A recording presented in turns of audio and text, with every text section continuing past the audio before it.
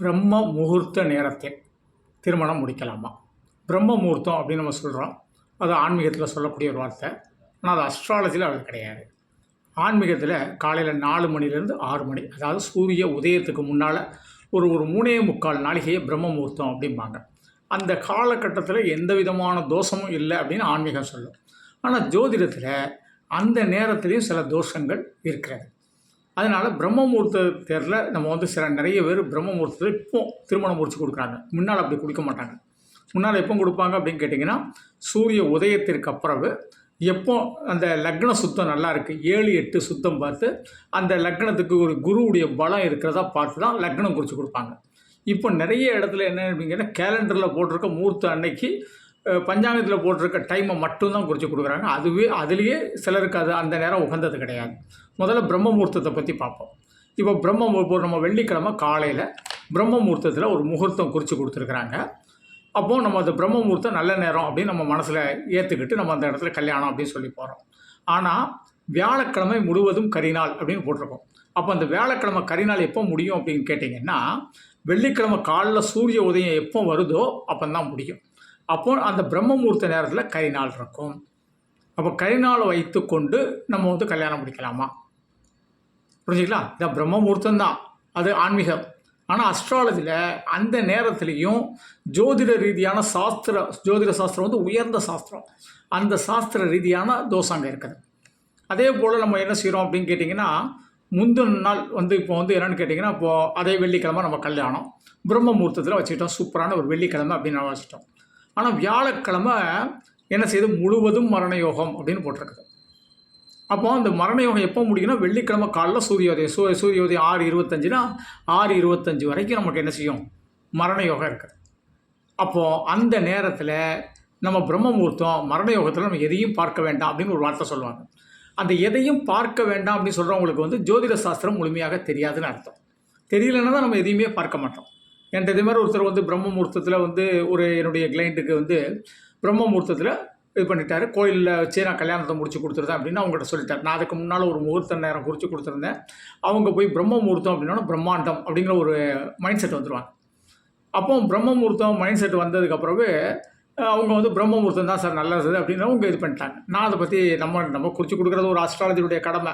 அங்கே போய் நம்ம வாதம் பண்ண வேண்டிய அவசியம் இல்லை. ஆனால் திடீர்னு அந்த குறித்து கொடுத்தவரும் அவரும் என்னுடைய இடத்துக்கு வராங்க. ஐயா, நான் பிரம்ம முகூர்த்தத்தில் குறித்து கொடுத்துட்டேன் அப்படின்ட்டார். நான் உடனே பஞ்சாங்கத்தை எடுத்து பார்க்குறேன். அந்த பிரம்ம முகூர்த்த நேரம் யோகம் மரண யோகம். அவர்கிட்ட கொஞ்சம் என்னென்னு கேட்டிங்கன்னா, ஐயா சாஸ்திரம் ரொம்ப முக்கியம் ஐயா. இப்போ நம்ம என்னென்னு கேட்டிங்கன்னா, அந்த முகூர்த்த ஓலை எழுதுவோம். அதில் என்னென்னு கேட்டிங்கன்னா, பிரம்ம முகூர்த்தங்கள்லாம் அதில் குறிக்க மாட்டோம். நிகழும் மங்களகரமான ஒரு 1100 சொச்சம் ஆண்டு, இந்த வருடம், இந்த மாதம், இந்த நாளில் அப்படின்னு போட்டுட்டு சுக்லபட்சத்து அல்லது கிருஷ்ணபட்சத்து, சுக்லபட்சம் தான் வளர்பிற, கிருஷ்ணபட்சம்னா தேய்பிற, இந்த வகையில் இந்த திதியில் அடுத்தால என்ன போடுவோம் அப்படின்னா, அந்த திதிக்கு அடுத்தால சித்த யோகம்னு போடுவோம், அல்லது மரண யோகம் அல்லது சித்த யோகம்னு போடுவோம், அல்லது அமிர்த யோகம்னு போடுவோம். இந்த மரண யோகத்தை மட்டும் நாங்கள் தவிர்த்துக்கிட்டே ஒரு காலங்காலமாக தவிர்த்துட்டு வருவோம். இப்போது அந்த ஆளுக்கு இது அடிக்கும்போது இப்போது என்ன யோகம் போடணும், மரண யோகம் போடணும் சாஸ்திரப்படி. அப்போது ஒரு மரண யோகத்துடன் கூடியன்னு ஒரு பத்திரிகையில் நம்ம அடிக்க முடியுமா சார்? அப்போ நான் முகூர்த்த ஓலை நான் எழுதி கொடுக்குறேன். என்கிட்ட எழுதி கொடுக்குறதுக்கு அவருக்கு முகூர்த்த ஓலை தெரியாது, அஸ்ட்ராலஜி தெரியாது. பிரம்ம முகூர்த்தம் மட்டும் ஆன்மீகத்தில் தெரிஞ்சு வச்சுருக்கிறேன். என்கிட்ட முகூர்த்த ஓலை எழுதுறதுக்கு 2 பேரும் வராங்க. அப்போ நான் முகூர்த்த ஓலை எழுதி கொடுக்க முடியாது. சாஸ்திர குற்றத்தோடு ஒரு முகூர்த்த ஓலை எழுதி கொடுக்கக்கூடாது. அவர் ஆன்மீகம் அப்படின்னு சொல்லக்கூடியவர் என்ன சொல்கிறார் அப்படின்னு கேட்டிங்கன்னா, சார் அந்த வார்த்தையை மட்டும் விட்டுட்டு பண்ணிட வேண்டியதானே. இவ்வளோ அழகாக ஒரு சாஸ்திரத்தை எப்படி மறைக்கிறாங்க பாருங்கள். சாஸ்திரம் அவ்வளோ பெரிய முக்கியமான ஒரு விஷயம்.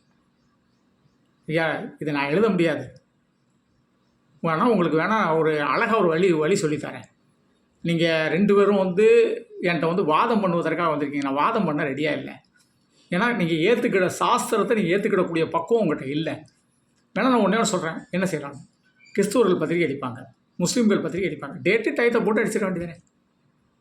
எதுக்கு போட்டு நீங்கள் அஸ்ட்ராலஜி உள்ளே நுழைக்கிறீங்க? அஸ்ட்ராலஜியில் தான் அந்த நிகழும் மங்களகரமான அந்த வார்த்தையை போட்டு அடிக்கிறது அஸ்ட்ராலஜி, ஜோதிடம்.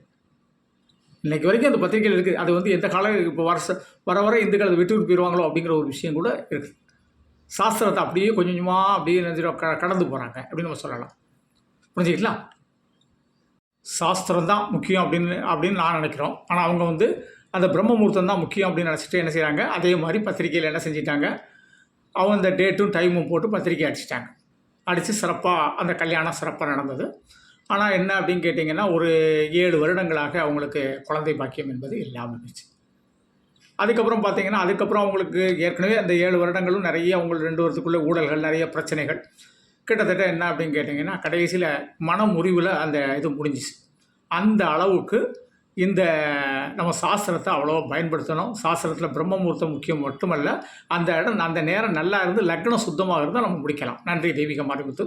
98 42 52 16 69 என்னுடைய செல் நம்பர். இந்த நம்பரில் அப்பாயின்மெண்ட் பண்ணி சென்னை தூத்துக்குடியில் சந்திப்போம். நன்றி தெய்வீக மாரிமுத்து.